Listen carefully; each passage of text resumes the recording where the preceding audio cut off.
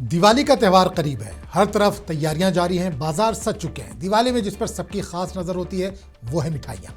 पर दिवाली के चलते मिलावटखोरी का बाजार भी गर्म है और इसी मिलावटखोरी को ध्यान में रखते हुए इंतजामिया भी अलर्ट है। कई जगहों पर महकमा फूड ने छापा मारा और मिलावटी मावा और ममनुआ रंगों से तैयार मिठाइयां जब्त की गई। मौके पर ही इन मिठाइयों को तबाह कर दिया गया, जबकि कुछ नमूने टेस्ट के लिए भेजे गए। महकमा खुराक ने आवाम से अपील की है कि अगर किसी भी दुकान पर मिलावट या गैर म्यारी मिठाइयों की फरोख्त हो रही हो तो महकमे की जारी करदा टोल फ्री नंबर पर शिकायत दर्ज करवाएं। मिलावटखोरों से आप भी होशियार रहिए। दिवाली है, खूब मिठाई खाएं और खिलाएं भी, पर हाइजीन का खास ख्याल रखें। आपके इलाके में भी अगर मिलावटखोरी का बाजार गर्म है तो अपनी राय कमेंट करके हमें जरूर बताएं।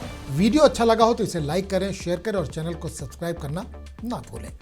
वो नहीं करा भाई, एक नमूना होगा तुम्हारा, इसमें ढा के कहाँ रख दिया है? ये 15 दिन